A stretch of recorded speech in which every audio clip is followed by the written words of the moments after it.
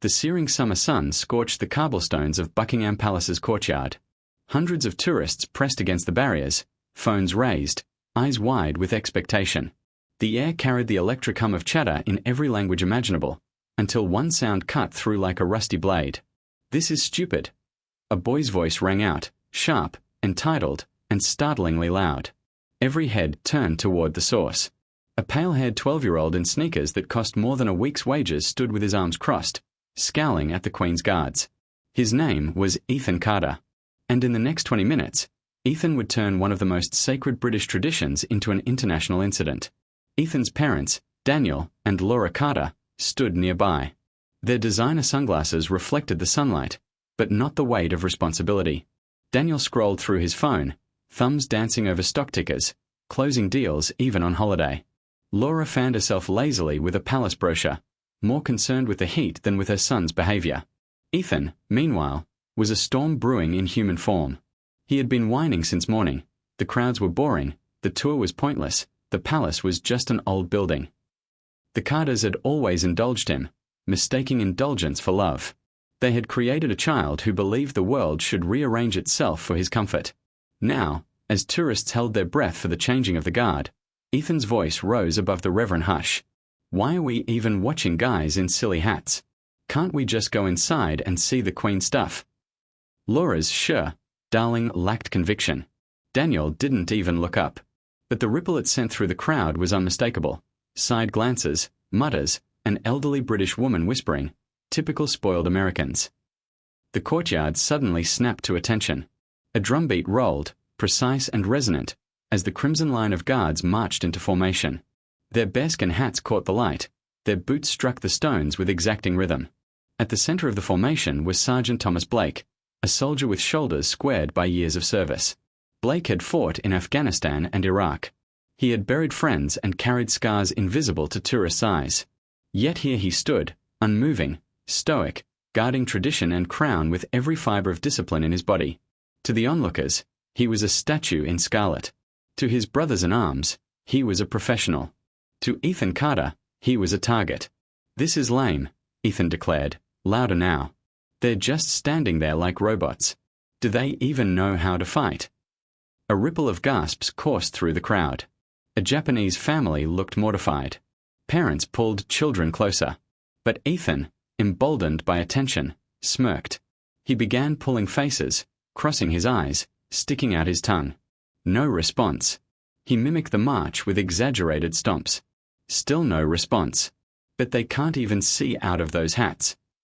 Ethan said, "They're basically just clowns in uniforms." Sergeant Blake did not flinch. He had endured far worse in desert combat zones. His training was clear. Ignore provocations, hold position. This was no threat, at least, not yet. But Ethan Carter wasn't done. With a sly glance at his distracted parents, Ethan ducked under the rope barrier. Gasps erupted. Several tourists shouted warnings. A mother yanked her child back in alarm. "Ethan." Laura finally noticed, her voice sharp with panic. "Get back here." But Ethan strutted across the forbidden stones, his sneakers squeaking against the heat-haze courtyard. He stopped mere inches from Sergeant Blake's gleaming boots. The guard's eyes remained fixed forward, but every muscle in his body tightened with coiled restraint. Ethan tilted his head, studying the towering soldier with mock curiosity. Then, in a single reckless motion, he pulled a water bottle from his pocket, twisted the cap, and poured its contents over Blake's polished boots. The splash echoed. The water streamed down the leather, darkening the cobblestones like blood spilled on sacred ground. The crowd gasped collectively, a sound like oxygen being sucked from the world. Phones shot up, recording, live streaming, immortalizing. And for the first time in his pampered life, Ethan Carter had crossed a line that money and excuses could not erase. The courtyard froze. The guards held formation, their discipline unbroken, though every pair of eyes had locked subtly onto Blake. Security began pushing through the crowd, radios crackling. Ethan grinned. "See? He's not even allowed to move. What a joke." But what he saw in Sergeant Blake's eyes was no longer stoic indifference. It was the steady focus of a soldier who had faced armed insurgents, and now faced something worse, contempt without cause. Blake's jaw clenched, a steel hinge of discipline. He let the silence stretch 3 heavy beats, then spoke, his voice calm but thunderous in authority. "Step back. Now." The words cut through the courtyard like a rifle crack. Several tourists instinctively stepped backward. Even birds scattered from the palace eaves. But Ethan Carter had never been told no in a voice that carried consequence. "Or what?" he sneered, his voice wobbling at the edges. "You can't touch me. You're just a guard." The crowd groaned audibly. Parents shielded children's ears. An elderly veteran muttered, "God help him." Laura's voice trembled. "Ethan, come back. Please." But Ethan stood defiant, basking in the attention. He lifted his chin, his voice carrying across the silent courtyard. "You work for us. My dad pays taxes. We own you." The silence that followed was darker than any shout. Disgust rippled across faces. British, American, Japanese, French. Phones tilted closer. Live streams surged. Hashtags were already birthing themselves across the globe. And in that stillness, Sergeant Blake didn't move. But the weight of consequence had shifted entirely onto Ethan's narrow shoulders. The crowd was silent, all eyes locked on the boy and the soldier. For 3 long seconds, the world seemed to hold its breath. Then Sergeant Thomas Blake spoke again, his voice calm, measured, lethal in authority. "Young man, you have assaulted a member of Her Majesty's Guard. Step back immediately." Gasps rippled outward. Assault. The word hung heavy, undeniable. Ethan blinked. Assault? It was just water. His smirk faltered, but he doubled down, turning to the crowd as if auditioning. "He can't do anything. They're not even allowed to talk. It's just for show." Murmurs swelled. A woman from Texas hissed, "That kid needs a reality check." A British veteran shook his head in sorrow. Parents pulled their children closer, whispering warnings, "Don't ever act like him." Blake did not flinch. "This ceremony is not a show. It is the duty of soldiers who have served in combat, soldiers who've buried comrades. You've crossed into restricted ground, and you've shown dishonor. Step back, now." The voice was steady but layered with something Ethan had never encountered: consequence. Laura Carter finally pushed forward, her voice frantic. "Ethan, please, come back over the rope." But Ethan was intoxicated by the spotlight. His rebellion, his arrogance, his parents' indulgence, all collided. He puffed his chest and spat the words that would haunt him forever. "My family's money means we don't answer to you. You work for us." A collective gasp. Several tourists booed. A French visitor muttered, "Mon Dieu." Daniel Carter finally snapped out of his phone trance, his face turning beet red. "Ethan, enough." But it was already too late. Palace security cut through the crowd, radios buzzing. At their head was Inspector Claire Morgan, a seasoned officer with 20 years on the force. Her sharp eyes took in the scene instantly. The boy inside the barrier, the crowd filming, Sergeant Blake locked in unflinching composure. She raised her voice, calm but firm. "Sir, step aside. This is a security matter." Daniel tried to assert control. "Wait a second. He's just a child. We'll take him out." Inspector Morgan's gaze was steel. "Your son trespassed onto a restricted area and assaulted a guard in uniform. That is a criminal offense, regardless of age. I'll handle it from here." Laura's jaw dropped. "Criminal offense? He's 12.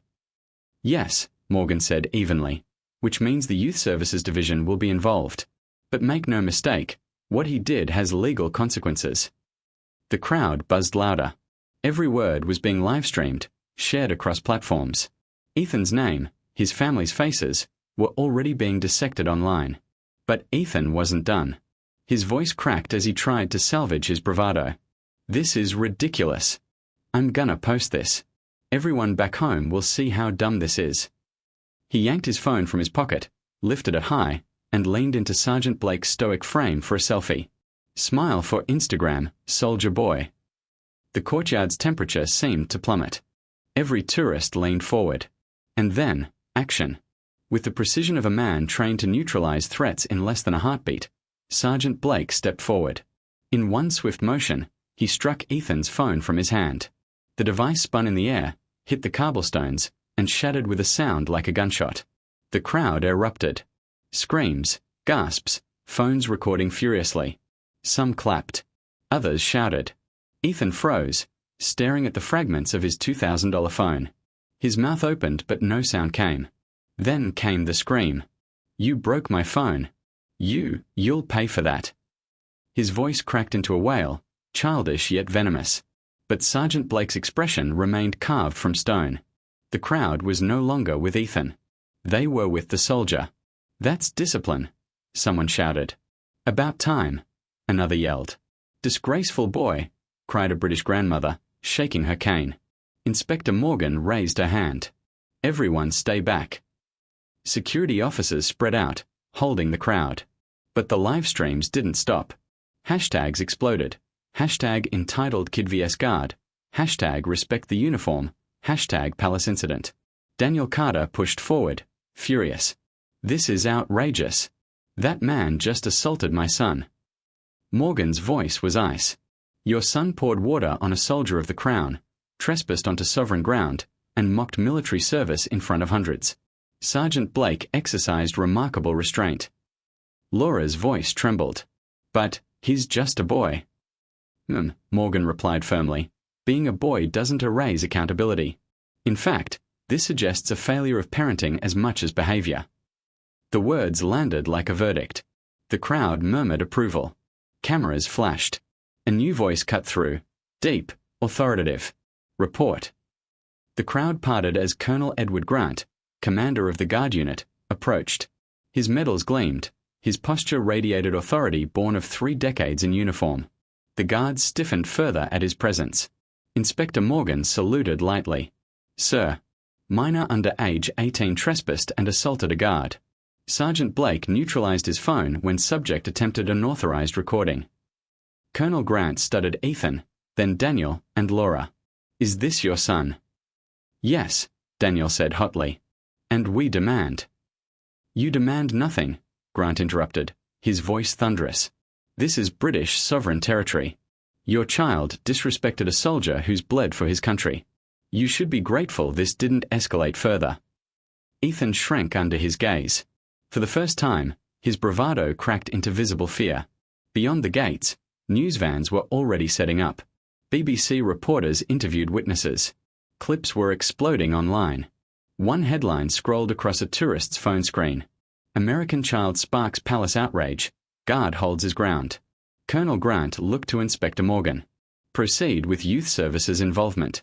The embassy must be notified. This has gone beyond a tourist mishap. It's a matter of national dignity now." Morgan nodded. "Yes, sir."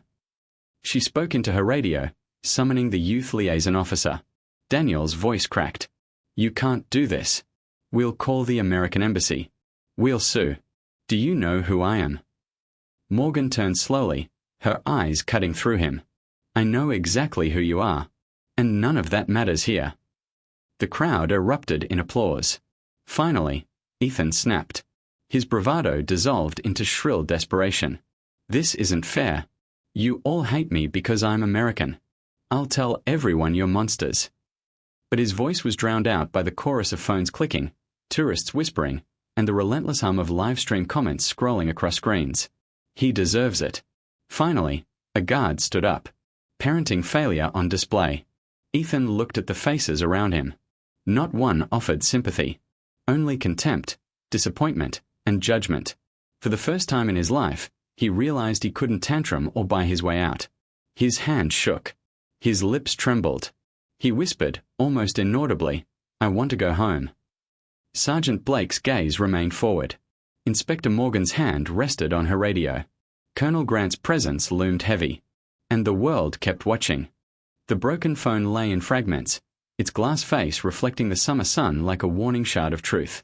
The boy who had once strutted in arrogance now stood trembling, and the world was watching. Inspector Claire Morgan kept her voice steady. "Contain the perimeter. No one leaves." The security officers tightened the cordon, while tourists buzzed like bees, their voices rising and falling in multiple languages.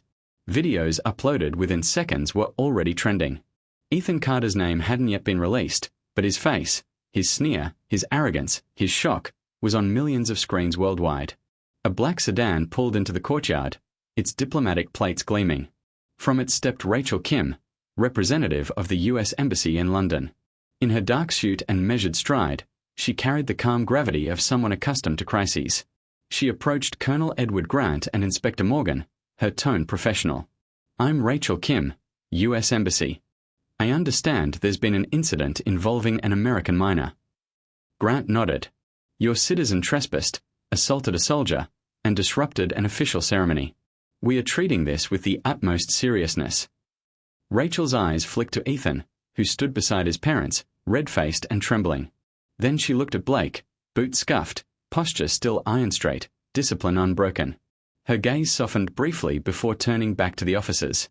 "I need to make clear," she said, "that while we are here to ensure due process, American citizenship does not exempt anyone from British law.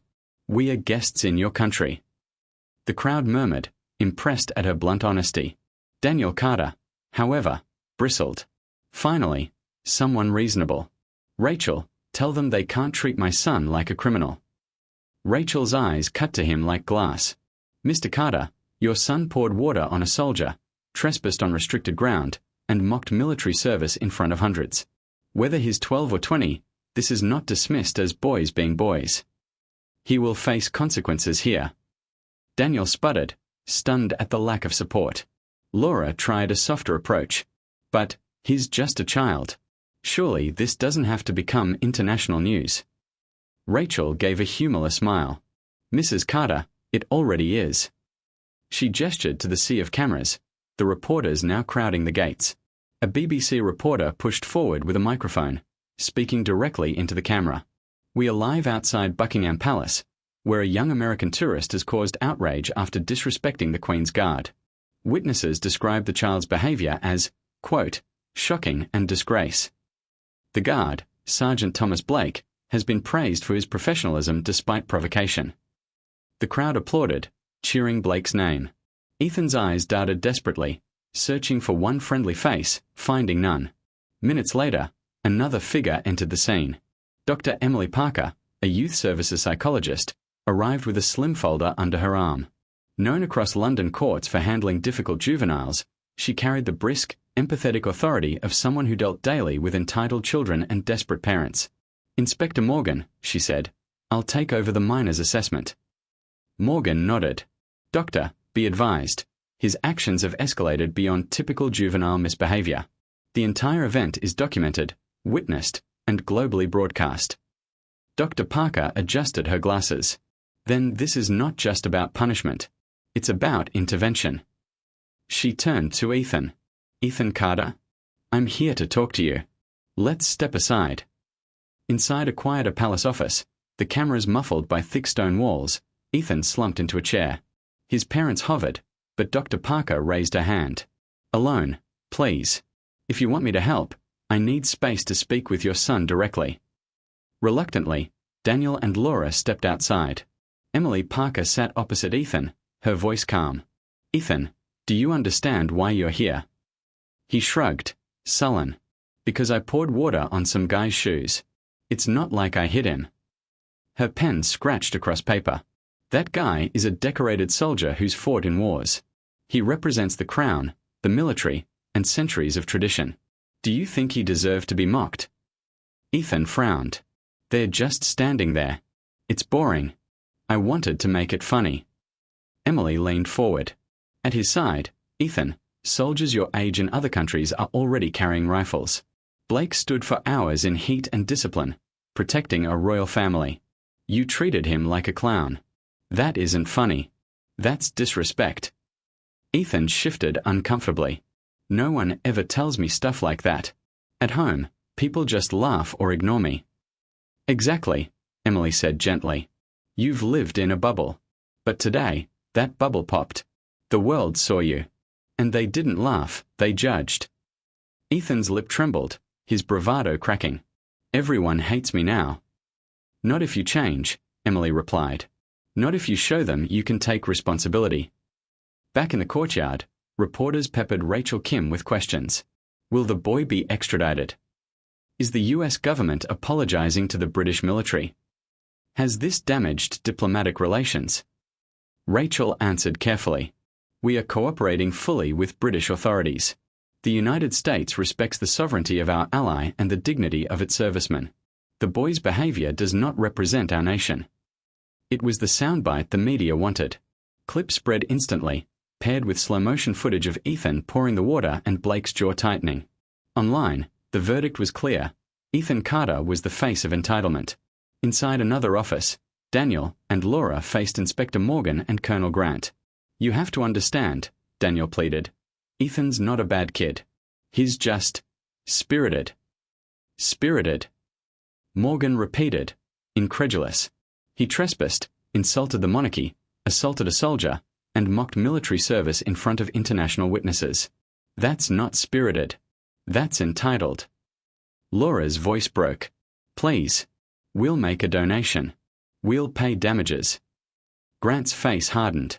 "This is not a restaurant bill you can settle with a tip, Mrs. Carter. Respect cannot be bought." The words stung like a slap. For once, Daniel had no comeback.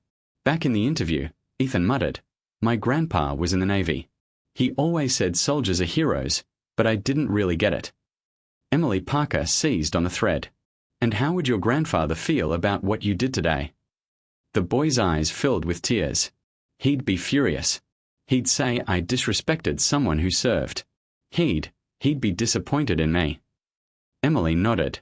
"Then maybe this is your moment to prove him wrong. To show you can learn. That you can respect what he respected." Ethan looked down at his shaking hands. For the first time, his arrogance melted into something raw, shame. Emily returned to the courtyard with her assessment. "This boy doesn't need a prison cell. He needs a mirror. He needs to face what he did, directly. My recommendation is community service, specifically with veterans." Inspector Morgan nodded. Colonel Grant agreed. "Let him hear from those who've bled for their country. Let him understand what uniform means." Rachel Kim added, "And let the world see his journey. Because right now, he is a symbol. If he changes, that symbol can shift." Daniel whispered to Laura, "We are never escaping this, are we?" Laura's voice was barely audible. "Not unless he changes." The cameras continued to roll. The crowd buzzed. The boy who thought he owned the world had been broken down. But the next chapter, the test of whether he could be rebuilt, was just beginning. The courtyard was no longer just a tourist site. It had transformed into an impromptu tribunal. The defendant, Ethan Carter. The judge and jury, the entire watching world. News vans lined the street beyond the gates. Reporters shouted over one another, microphones thrust through the barrier. Headlines were already scrolling across screens. "Spoiled American child sparks outrage at Buckingham Palace." "Guard holds his ground against entitled tourist." Clips of Ethan pouring water, sneering, and shouting, "You work for us," were played in endless loops, paired with commentators shaking their heads. Tourists still on the scene gave interviews. "He humiliated that guard," said an elderly British woman, her voice trembling with indignation. "Utterly disgraceful." A father from Spain shook his head. "I brought my children here to learn respect. Instead, they watched a boy spit on it." Even an American tourist voiced frustration. "I'm embarrassed. He doesn't represent us. We teach our kids better." Every word deepened the hole Ethan had dug. Daniel Carter paced furiously in the Palisade office. His phone buzzed with calls and emails from business partners, investors, journalists. His company's stock had already taken a dive. "This is insane," he snapped. "It's just a kid making a mistake. Why should my business suffer?" Rachel Kim's tone was crisp. "Because the internet doesn't separate business from behavior. Right now, you're not Daniel Carter the entrepreneur. You're Daniel Carter, father of the boy who disrespected a soldier. That's the story people care about." Laura sat silently, mascara smudged, staring at the floor. For once, she had no words. As if summoned by duty, a small group of veterans gathered outside the palace gates. They weren't there to protest or riot. They came in quiet solidarity with Sergeant Blake. At their head was Colonel Robert Hayes, a retired officer with weathered skin and commanding presence. His voice carried even over the media noise. "That guard did what all of us swore to do: uphold dignity, protect tradition. That boy needs to learn what that means." The veterans stood in a line, shoulders squared, forming a living wall of respect. Tourists applauded them. Cameras drank in the sight. The symbolism was unmistakable. Ethan had not just disrespected one guard, he had disrespected every man and woman who ever wore the uniform. Inside, Colonel Edward Grant turned to Dr. Emily Parker. "What's your professional assessment?" Emily folded her hands. Ethan suffers from entitlement reinforced by years of indulgence. He believes rules bend around him. Traditional punishment will not work. He needs immersion, exposure to those who live by respect, duty, and sacrifice. Grant nodded slowly. "You mean veterans?" "Exactly. Let him serve them. Let him hear their stories. Make him confront what uniform means. Community service is the only path that can break through." Inspector Claire Morgan crossed her arms. "And if he resists?" "Then he'll face formal juvenile proceedings," Emily replied. "But I believe he'll listen. Eventually." Daniel tried to protest. "Weeks of community service? That will ruin us. We can't stay in London indefinitely." Rachel Kim cut him off. "Mr. Carter, your son already ruined your reputation. Now you have a chance to rebuild it.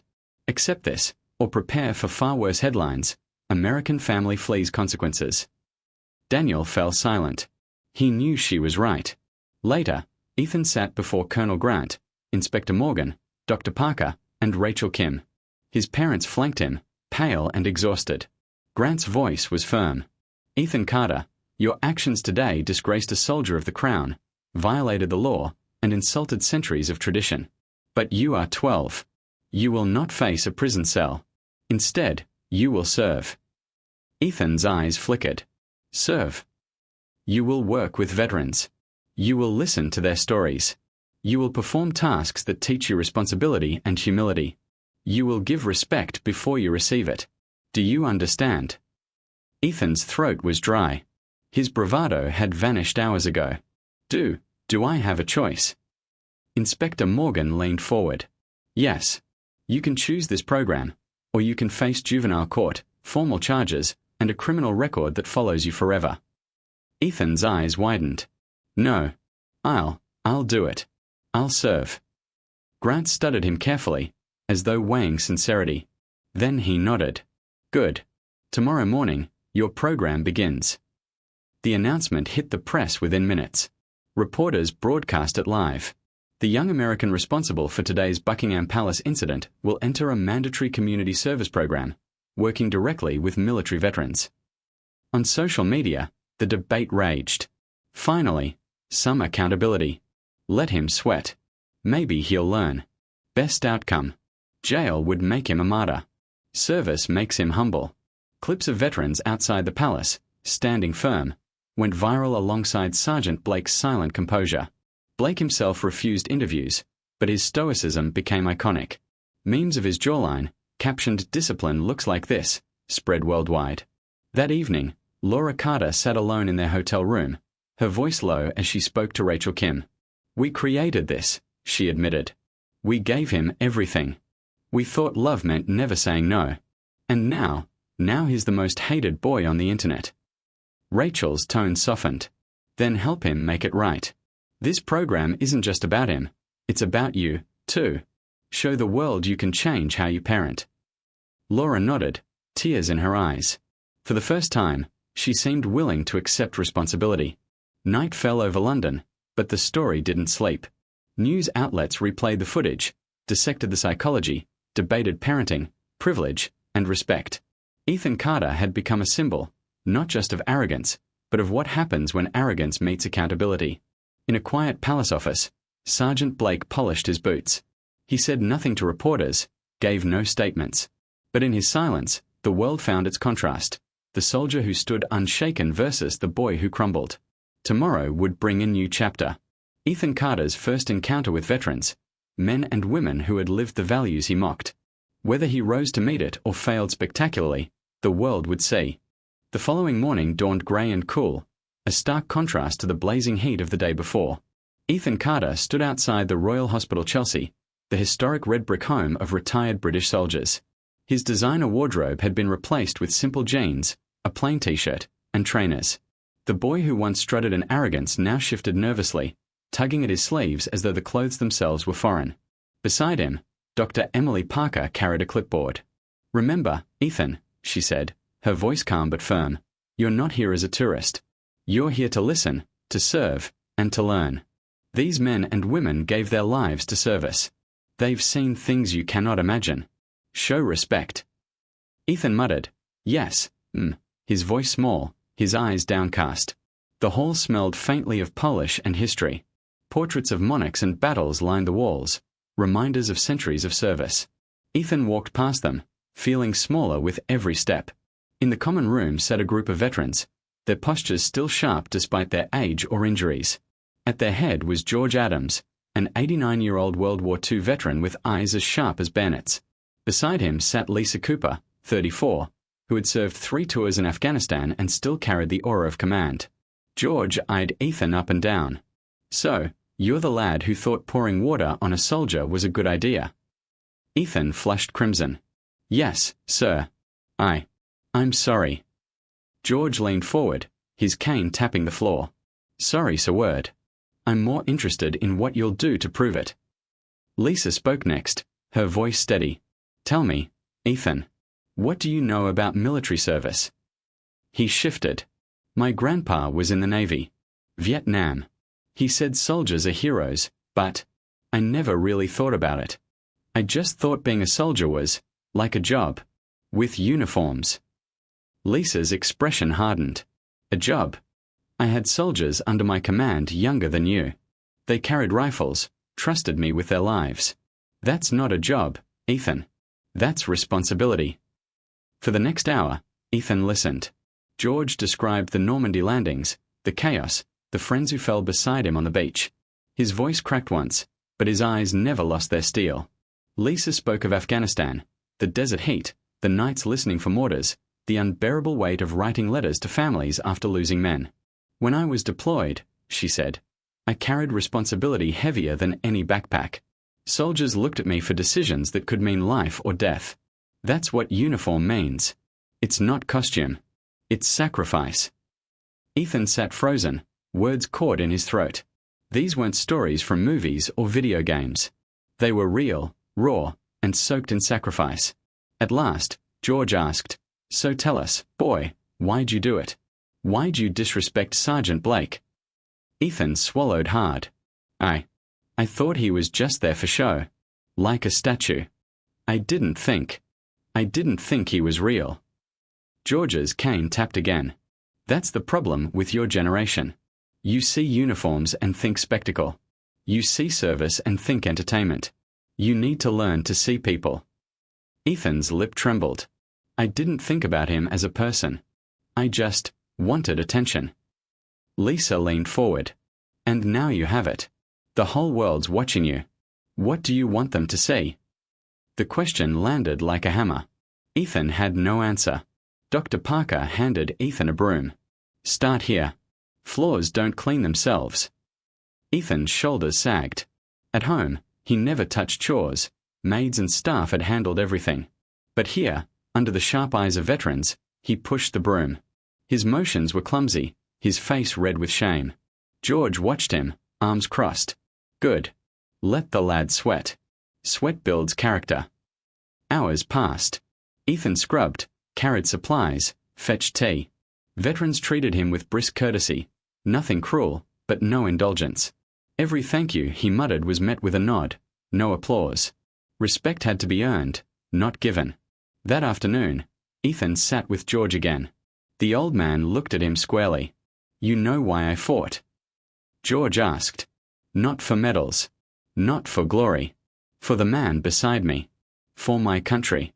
For the kids back home who deserved freedom." He paused, leaning closer. "You poured water on Blake's boots. You thought it was nothing.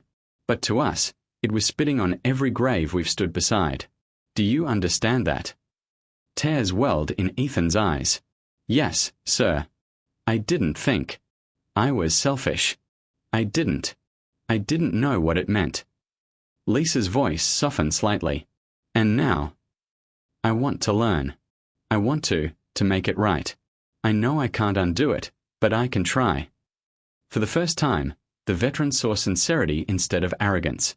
Later, Dr. Parker showed Ethan a photograph of Sergeant Blake, taken during his tours. He stood in desert fatigues, arms slung around fellow soldiers, dust on his face, exhaustion in his eyes. "This is the man you mocked," Emily said gently. "He's not just a guard. He's someone who's faced death and carried his comrades home. Tomorrow, you'll meet him." Ethan stared at the photo, throat tight. For the first time, he truly saw Sergeant Blake, not as a statue, but as a man. A soldier. A protector. Back at the hotel, Ethan lay awake. The noise of traffic outside faded into the background as his mind replayed every word. Normandy. Afghanistan. Sacrifice. Duty. He thought of his grandfather's medals in a dusty box. He thought of Blake's boots, darkened by his water. And he thought of the entire world, pointing at him, calling him entitled. For the first time in his short life, Ethan Carter wanted to be different. Tomorrow would bring the hardest test yet, facing Sergeant Blake himself. The morning air carried a chill as Ethan Carter stepped once more into the courtyard of Buckingham Palace. This time, there was no swagger in his step, no audience cheering his antics. Only a quiet, nervous boy in plain clothes, accompanied by Dr. Emily Parker. She rested a steadying hand on his shoulder. "Today is the most important step. Remember what you've heard from the veterans. Remember what you feel, not what you want others to see." Ethan nodded, throat tight. His palms were sweaty, his heart hammering. He had faced angry parents, furious crowds, endless online ridicule. But this was different. This was facing the man whose boots he had drenched, the soldier he had mocked. In a side chamber of the palace, Colonel Edward Grant and Inspector Claire Morgan stood with Sergeant Blake. Unlike the day of the incident, Blake was in civilian clothes, simple shirt, trousers, boots that carried miles of service. Yet even without the uniform, his posture was unyielding, his eyes unwavering. Grant spoke first. "Sergeant Blake, thank you for agreeing to this meeting. The boy has completed initial service and reflection under Dr. Parker's supervision. Today, he will address you directly." Blake gave a single nod, his expression unreadable. Emily guided Ethan forward. "Go on, Ethan. Speak to him." Ethan's voice trembled. "Sergeant Blake, I want to say I'm sorry." Blake's eyes narrowed. "Sorry for what?" Ethan swallowed hard. "For treating you like you were a prop. For thinking your uniform was just entertainment. For pouring water on you. For disrespecting you, your service, and everyone who wears the uniform." Blake's silence pressed down heavier than any shout. Ethan forced himself to continue. "I didn't understand. I thought it was just a joke. But I've been listening to veterans, George Adams, Lisa Cooper. I've heard about Normandy, about Afghanistan. I know now that uniform means sacrifice, not show. I know I hurt you, and I hurt what you represent. And I'm ashamed." His voice cracked, tears spilling despite his effort to hold them back. "I can't undo it. But I want to be different. I don't want to be the boy everyone hates. I want to earn respect instead of demanding it." Blake finally spoke, his voice steady, each word sharp as steel. "Do you know why I stood still that day?" Ethan sniffled. "Because it's your duty." "Yes," Blake said. "Discipline is doing what's right even when provoked. Even when humiliated. Even when every instinct screams to react. I've stood still while mortars fell. I've stood still when comrades died beside me. Standing still is not weakness, it's control." He leaned closer, eyes locked on Ethan's. "And you mocked that. Tell me, boy, why should I forgive you?" Ethan's chest tightened. The room seemed to shrink. "Because I'm trying. Because I've learned that respect isn't given, it's earned. Because if you don't forgive me, I don't know how to forgive myself." Blake studied him for a long, unbearable silence. Then he asked, "What did you learn from George and Lisa?" Ethan's voice steadied. "That soldiers fight not for glory, but for each other. That leadership means carrying lives on your shoulders. That freedom and tradition come at a cost I never thought about." "And what did you learn from me?" Blake asked. Ethan wiped his face. "That strength isn't shouting or mocking. It's standing firm. You showed more strength by not reacting than I ever had by acting out. I thought breaking rules made me powerful. But I see now, discipline is the real power." For the first time, something shifted in Blake's expression. Not softness, not yet, but recognition. Colonel Grant folded his arms. "Sergeant." Blake stood tall. Slowly, deliberately, he extended his hand. Ethan stared, stunned, before grasping it with both of his. His small hand shook in the soldier's grip. Blake's voice was low, firm. "Ethan Carter, apology accepted. But understand this, respect is not a single act. It's a lifetime of choices. Prove you've changed, not to me, but to yourself." Tears streamed down Ethan's cheeks. "Yes, sir. I will." The handshake lingered, captured by cameras discreetly positioned. Within hours, the image would travel worldwide. The soldier and the boy, hand clasped in a fragile bridge between arrogance and humility. Outside, a small crowd had gathered: veterans, tourists, journalists. When Ethan stepped out with Blake at his side, murmurs rippled. A reporter shouted, "Ethan, what did you say to the sergeant?" Ethan glanced at Blake, then back at the cameras. His voice was quiet but clear. "I told him I was wrong. And I told him I want to learn to respect, not mock." No rehearsed speech, no PR polish. Just raw truth. For once, the crowd didn't boo. They listened. Later, as Blake prepared to leave, Emily Parker pulled him aside. "Thank you. That moment may have changed his life." Blake shook his head. "I didn't do it for him. I did it because respect for the uniform has to be defended. Even from a child. Especially from a child." He glanced at Ethan, who was sweeping the floor nearby without being asked. But maybe, just maybe, he'll carry it forward.